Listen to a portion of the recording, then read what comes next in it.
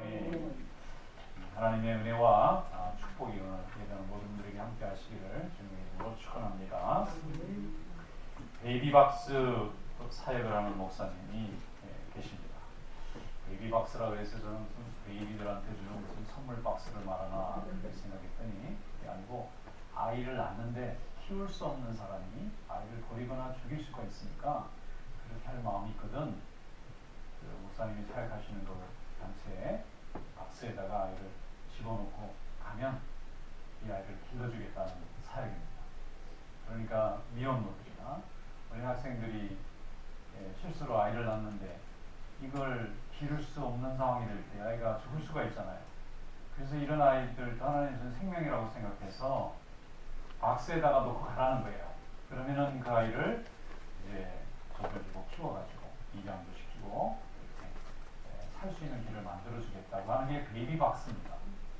근데 또 이걸 비난하는 분도 있더라고요. 그런 걸 조장한다. 그런 건 아예 없애야 그런 일이 없을 텐데 이렇게 말하는데 또 그분 입장은 그렇게 만약에 인정받을 수 있는 일이면은 버리려고 했겠느냐 이거예요.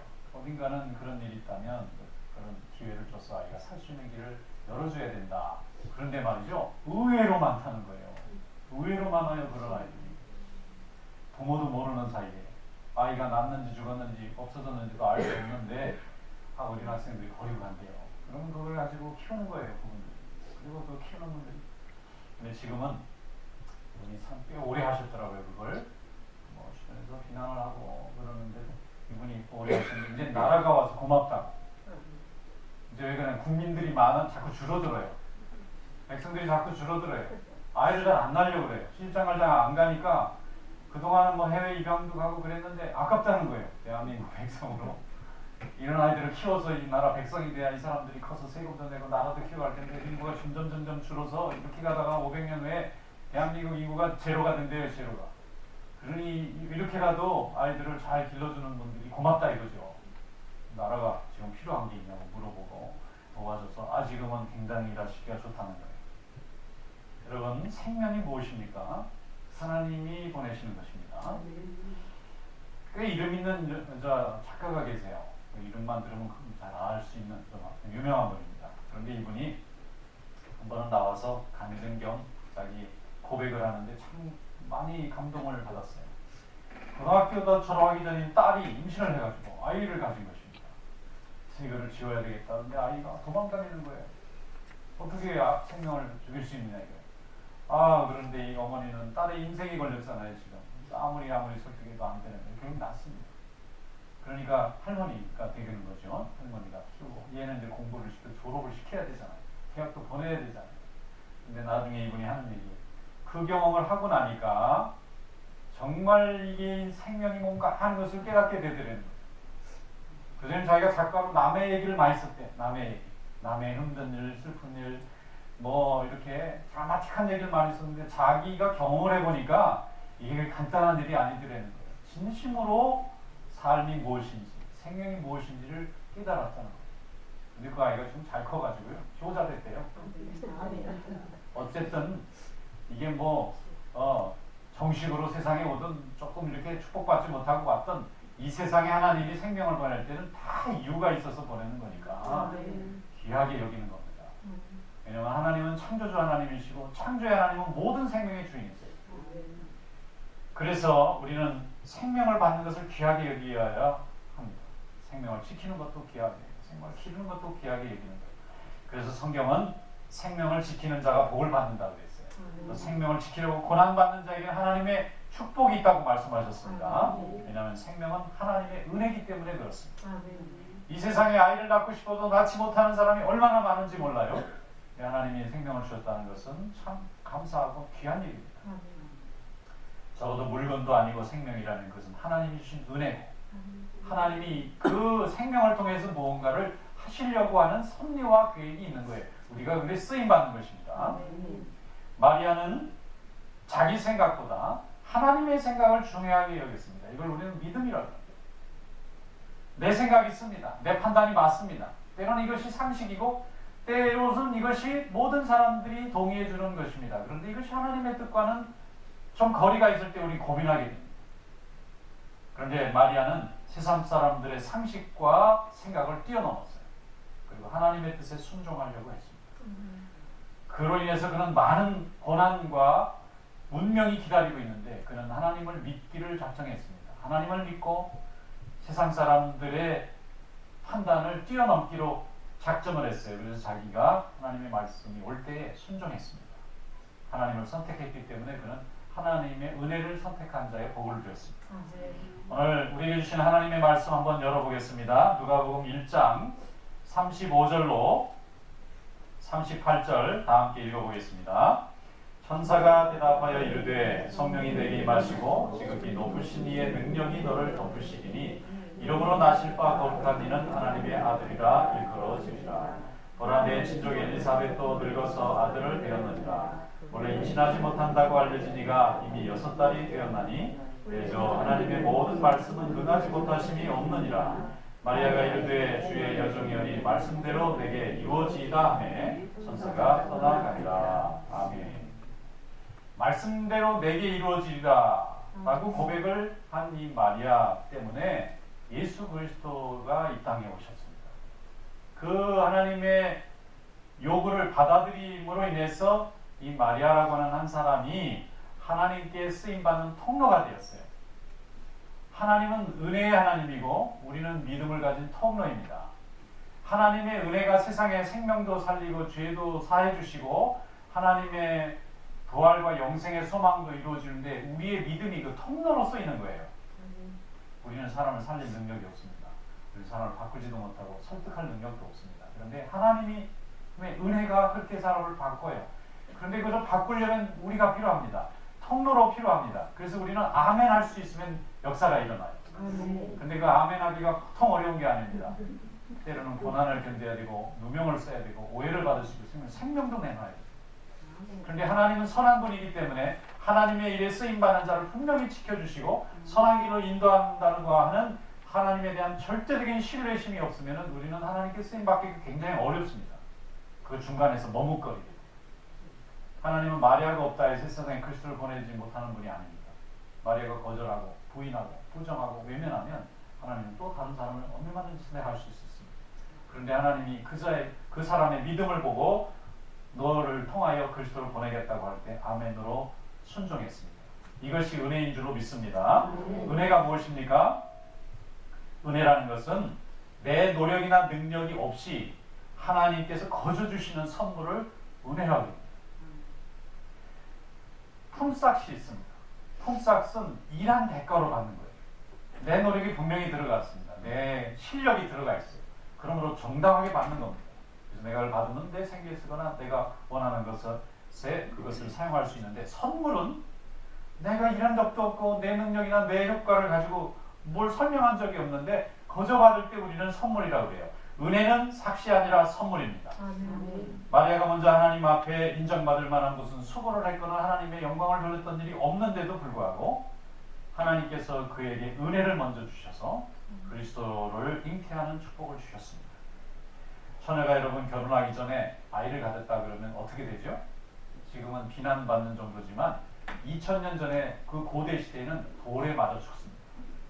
가문을 더럽혔다고, 명예를 더럽혔다고, 정조를 더럽혔다고 해서 여자들을 많이 차별하던 시절이기 때문에 여자들은 생명을 내놔야 돼요.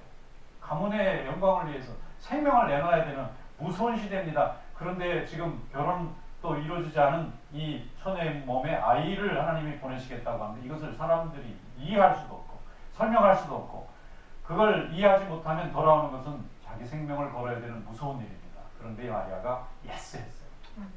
그렇게 하겠습니다. 하나님의 뜻대로 제 몸에 이루어지다 하고 받아들였어요. 어떻게 이게 가능했습니까?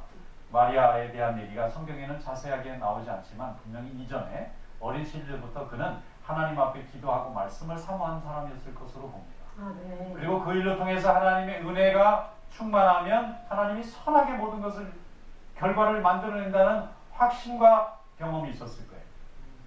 하나님은 우리가 믿어지지도 않고 동의도 안 되는데 억지로 우리에게 무엇을 요구하는 분이 아닙니다. 우리가 동의가 될 때까지, 깨달았을 때까지, 감동이 될 때까지, 헌신이 될 때까지 하나님은 기다리십니다. 그래서 그것이 내가 완전히 이해가 되고 하나님 앞에 감격으로 주님의 살아계심이 생생하게 느껴질 때 우리는 한 걸음 나가게 되는데, 우리는 이것의 믿음의 진보가 이루어졌다고 그렇게 말합니다. 마리아는 믿음의 진보가 이루어진 사람이에요. 어릴 때부터 기도 생활을 잘했을 것 같습니다. 말씀을 잘 사모했을 것 같습니다. 그리고 하나님 앞에 기도할 때 자기 인생을 열어가신 하나님을 보고 이런 엄청난 일을 요구하시는 하나님에게도 순종하면 하나님이 자기를 망하게 하거나 죽게 내버려 두지 않으시고 반드시 좋은 결과를 이루어내실 것을 믿고 아멘한 것입니다. 하나님에 대한 확신이 없이 하고 싶지 않고도 확신도 없는데 나를 끌고 가시는 분이 아니잖아요. 하나님은 그렇게 만들어 주셨어요. 그래서 주의 여종이언이 말씀대로 내게 이루어지다 할 수 있었고, 또 그렇게 해서 믿은 대로 이루어졌습니다. 데살로니가전서 5장 24절에 너희를 부르시는 이는 미쁘시니 그가 또한 이루시리라 그랬습니다. 그래서 미쁘다는 말은 굉장히 오래된 한국말입니다. 꽤 오래된 고상한 말인데 굉장히 믿을 만한 분이다, 트러스트할 만한 분이다 라는 뜻입니다. 우리를 부르시는 하나님은 굉장히 믿을 만한 분입니다. 우리가 믿음 생활 하는데 믿음 생활의 가장 핵심이 무엇입니까? 믿음 생활은 하나님은 선한 분이라. 그분은 분명히 선한 분이기 때문에 어떤 무리하고 이해 안 가는 요구나 상황이 돼도 그 여행을 항상 선하게 인도하실 분이라는 것을 믿는 것입니다. 그래서 믿음은 신뢰입니다. 신뢰하면 믿는 거잖아요. 부부간에도 신뢰가 있어야 가정이 이루어지잖아요. 근데 신뢰하지 않고 의심이 찾아들고 불신이 찾아들면 이제 깨지는 건 시간만 기다리는 거예요. 근데 하나님과의 관계도 마찬가지입니다. 하나님은 어떤 부당하고 이해 안 가는 요구를 하셔도 하나님은 선하시기 때문에 그 결과를 반드시 선하게 이끈다는 믿음을 가질 때 우리는 믿음을 갖는 사람이 됩니다. 근데 교회는 다닙니다. 봉사도 많이 합니다. 헌신도 많이 합니다. 지식도 많이 합니다. 하나님에 대해서 날마다 불신해요. 하나님이 왜 이렇게 악한 일을 하셨습니까? 하나님은 왜 이렇게 이해 안 가는 일을 하셨습니까? 하나님 탓입니다. 그러면요, 에덴의 하와나 아담하고 다를 게 없고 예수님을 3년에나 따랐던 가룟유다하고 다를 게 없어요. 그들이 믿음이 없었던 사람이 아니잖아요. 그리스도를 못 본 사람도 아니고 하나님을 경험하지 않은 사람도 아니잖아요. 누구보다 가장 많이 경험한 사람인데 그 마음속에 예수 그리스도를 신뢰하고 무한히 하나님을 믿는 마음이 없었기 때문에 작은 의심을 가지고도 스스로 멸망하는 자의 자리에 가버리고 만 것입니다. 근데 마리아는 그것을 하나님을 신뢰하는 믿음으로 바꿨어요. 성경 말씀에 보면 수로보니게 여인이 와서 자기 귀신 들린 딸을 고쳐달라고 하나님 앞에 부르짖습니다. 또 성경에 보면 12년을 혈루증으로 앓았던 여인이 예수님의 옷자락을 몰래 가서 만져서 병을 고침받습니다. 그런데 이 두 사람 모두 다 사람들 앞에서는 말할 수 없는 수모와 이 핍박을 받습니다. 심지어는 예수님까지도 수로보니게 여인이라는 이름이 붙었다는 건 유대인이 아니다 이게 뜻이에요. 그 사람의 출신이 유대인이 아니다. 그러니까 이 이방 여자가 벌써 행색도 외국 사람입니다. 모습도 이방 사람들입니다. 유대인들은 이방 사람 굉장히 싫어합니다. 그런데 그것도 여인이 와서 예수님에게 무릎을 꿇고 내 딸을 귀신 들린 딸을 고쳐주십시오. 당신만이 고칠 수 있습니다. 그러니까 예수님이 그 여인에게 뭐라고 말합니까? 유대인에게 부름받은 나는 이방인에게는 안 고쳐준다. 잘 생각해 보세요. 예수님이 그런 분이 아니지 않습니까? 다른 사람들이 막어도 예수님이 그렇게 하지 마라. 내게 보내라. 그래서 고쳐주시는 분인데 유독 이 수로보니게 여인에게는 예수님이 차갑게 아주 말도 심한 말씀하셨어요. 개라는 표현을 썼습니다. 유대인 내 자녀들에게 줄 이 개들에게 주지 않겠다. 이 말은요, 이방인은 개같이 여기는 유대인들의 마음을 표현해 주신 거예요. 그러니까 그 여인이 위대한 고백을 하잖아요. 예수님, 개들도 아이들이 상에서 밥 먹다 떨어진 부스러기도 먹지 않습니까? 자기를 개라고 여기기 좋으니까 주님의 그 은혜만을 주시면 내 딸이 살 것 같습니다. 고백하니까 예수님 그때 말하잖아요. 봐라, 이 여인의 믿음을 보라. 왜 그러죠? 예수님은 분명히 은혜를 베풀 수 있는 분이라는 믿음, 이분은 분명히 선한 분이기 때문에 고통당하는 자의 아픔을 외면하지 않는다는 믿음을 가지고 왔는데 현실은 예수님 마저도 너는 괜히 내가 안 고쳐주겠다 그러잖아요. 너는 이방인이니까 유대인들이 아니기 때문에 못 고쳐주겠다는 거 아닙니까? 이게 예수님의 진심이 아닌데도 예수님이 그런 표현을 썼어요. 그럼 그 여인을 모욕을 주려고 하는 것이 아니라 보는 유대인들을 회개시키기 위한 거죠. 그 여인이 그런 말을 할 때 예수님께서 보라, 이 여인의 믿음을 보라. 이는 예수님을 절대적으로 믿는 거예요. 죽으라고 해도 사는 길이 있다는 걸 믿는 거예요. 아브라함에게는 자식을 이삭을 산에 가서 바쳐서 불로 태워서 제물로 만들으라 하니까 아브라함이 데리고 올라가잖아요. 히브리서에 그렇게 말하지 않습니까? 아브라함이 자기 자식을 죽여서 바치면 하나님이 그 죽은 자식을 바로 살려서 부활시켜서 되돌려줄 것을 믿고 죽이려고 했다. 사람이 생각이 거기까지 갑니까? 하나님의 아들을 바쳐라고. 이 하나님이 정신 나간 하나님이시고 미치지 않고서 내가 잘못 믿었지. 내가 이런 하나님을 믿고 내가 얼마나 후회되냐. 그러면서 믿음을 버리고 하나님을 악한 자로 단정해놓고 자기의 의로움을 놓고 그냥 제 갈 길 갔을 거예요. 그럼 하나님은 아브라함은 사라지고 다른 아브라함을 찾았을 겁니다. 그런데 그는 순종했습니다. 그래서 하나님이 그의 믿음을 인정하셔서 이스라엘 민족의 조상이 되게 하고 온 인류의 믿음의 조상으로 삼으신 줄로 믿습니다. 하나님은 이렇게 우리와 함께 하시는 줄로 믿습니다. 마리아도 파혼당할 염려, 처형당할 공포를 하나님을 의지하는 믿음으로 다 이겼습니다. 그가 염려가 없거나 두려움이 없어서 하나님을 선택한 게 아닙니다. 이렇게 선택해도 괜찮고 저렇게 선택해도 안전할 거라고 믿고 한 것이 아닙니다. 이렇게 선택하면 자기 목숨을 잃을 걸 각오하면서도 하나님이 선한 분인데 왜 내 인생에 이런 무서운 미래를 예견하는데 욕을 하실까? 하나님은 선한 분이니까 나를 분명히 지켜주실 걸로 믿고 하나님의 일에 협력하는 자가 되어야 되겠다고 자기를 내놓은 것입니다. 그래서 그는 예수 그리스도의 어머니라는 영광을 얻었습니다. 빌립보서 2장 13절에 너희 안에서 행하시는 이는 하나님이시니 자기의 기쁘신 뜻을 위하여 너에게 소원을 두고 행하게 하신다 그랬어요. 우리가 무슨 소원이 있어요? 성전을 건축해야 되겠다. 우리 자식들을 크게 잘 키워야 되겠다. 내 인생에 큰 명예를 얻어야 되겠다. 그런데 그것이 하나님이 내게 주신 뜻으로 가지고 있는 소원이면 역사입니다. 하나님의 소원과 아무 상관없는 내 소원이면 하나님하고 아무 상관이 없는 일이에요. 하나님은 우리 마음에 열정을 주세요. 또 열심을 주십니다. 하나님이 주시는 일에 열정이 생기는 것은 하나님이 우리를 쓰시는 증거입니다. 낮에나 밤이나 항상 하나님의 일을 생각하고 주의 일을 자꾸 생각하는 건요, 성령께서 나를 하나님의 일에 쓰시려고 자꾸 우리를 강하게 만드시는 거예요. 그때 아멘 아멘 역사가 이루어지고 영광이 나타납니다. 하나님께 쓰임받는 인생의 공통점은 모두 세상을 사모하지 않고 은혜를 사모하고 있다고 하는 공통점이 있어요. 은혜를 사모하는 사람은 모두 은혜를 입습니다. 그러나 동시에 고난도 받습니다. 은혜를 받으면 고난이 없는 삶이 아닙니다. 그리고 그 고난을 이기면 영광이 찾아옵니다. 아브라함도 그렇게 됐습니다. 노아는 은혜를 입었어요. 그런데 120년 동안 방주를 지었습니다. 여러분, 배를 120년간 짓는 사람이 어디 있습니까? 그런데 그는 하나님의 말씀만 믿고 이 미친 사람이라는 조롱을 받으면서도 산 꼭대기에 올라가서 배를 지었어요.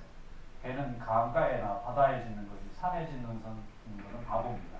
바보라는 소리 다 들었어요. 그런데 120년이 지금 다 된 다음에 누구만 구원받았습니까? 노아의 식구들 8명만 구원받았어요. 이 세상이 다 멸망당할 거라고 하는 것을 어떻게 설명해 줄 수 있습니까? 그러니까 하나님 말씀만 믿고 따라갔던 노아만 구원받게 된 줄로 믿습니다. 사도 바울은 하나님 앞에 은혜를 입었어요. 은혜를 입은 자가 하나님의 일을 합니다. 그런데 그는 평생 돌에 맞으면서 복음을 전하는 사도가 됐습니다. 이게 세상에서 보면 좋은 게 아니잖아요. 랍비로스의 명예와 존경과 이 권세가 있었는데 그걸 다 버리고 예수 그리스도의 이름을 위해서 누구에게든지 매맞고 고통당하면서 복음을 전했어요. 베드로도 하나님의 은혜를 입었습니다. 그는 죽는 날까지 주님 가신 길을 따르는 제자의 삶을 살았습니다. 그러므로 여러분, 은혜를 입는다는 것은 세상의 칭찬이 아니고 하나님의 칭찬이고 세상은 조롱과 핍박이 될 수 있는 것을 믿으시기를 축원합니다. 그러나 그 결과가 아름다운 열매, 많은 생명을 하나님께 돌아가게 만드는 그런 일에 우리가 쓰임받는 줄로 믿습니다. 은혜는 사모하는 자에게 임하고 은혜를 사모하는 자의 그 은혜를 감사하고 간직하고 품어 열매가 나타날 줄로 믿습니다.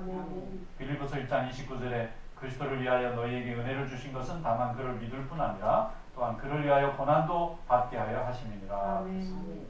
은혜가 있어야 하나님의 일이 됩니다. 은혜 받아야 일이 돼요. 은혜가 없으면 일이 안 됩니다.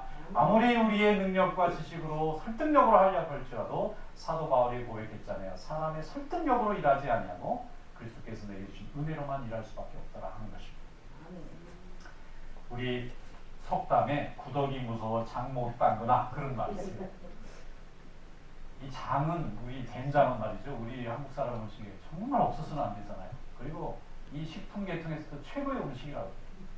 이 몸에 들어가면 이게 말이죠. 암도 예방하고 몸의 모든 신진대사를 잘 만드는 최고의 발효식품이에요.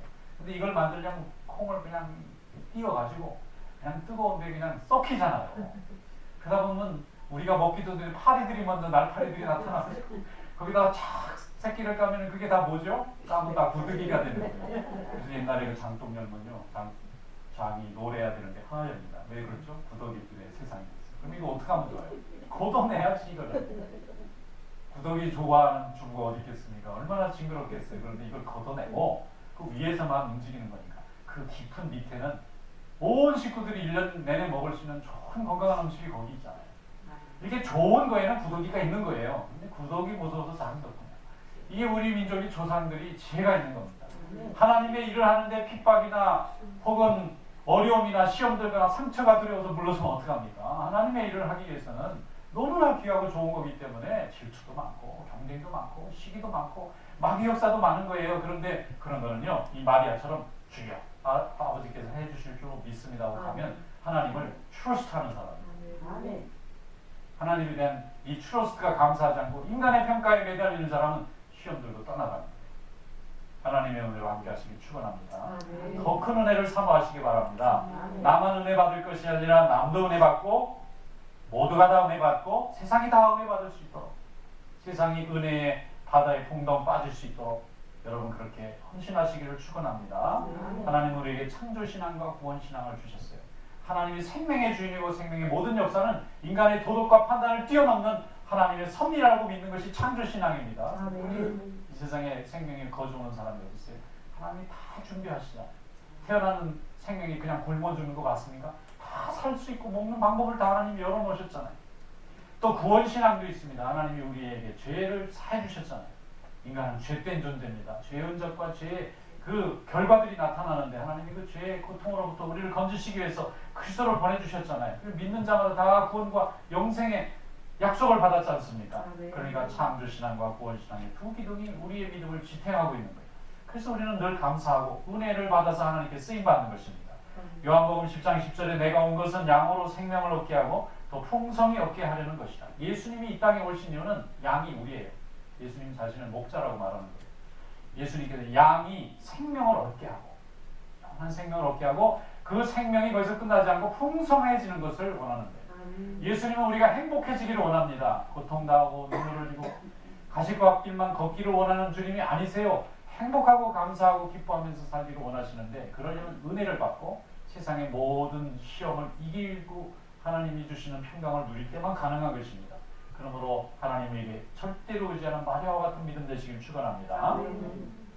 안산에 어떤 목사님이 신학교 졸업해가지고 개척을 하러 가셨다고 해요. 그분이 지금은 안산이 엄청 큰 도시지만 그때만 해도 30년 전만 해도 그냥 뭐 이렇게 별로 이렇게 안 좋은 동네였어요. 근데 이 건물 한쪽에 지하를 하나 상가 지하 한쪽을 얻어가지고 이제 교회를 시작하는데 목사님하고 사모님하고 젊은 그 목사님 부부밖에 없잖아요. 그런데 이제 바닥은 콘크리트로 차갑고 그래서 이제 여기에서 기도를 시작해야 되겠다. 그래가지고 이제 살려니까 너무 차갑잖아요. 그래서 옆을 보니까 철물점이 있더래요.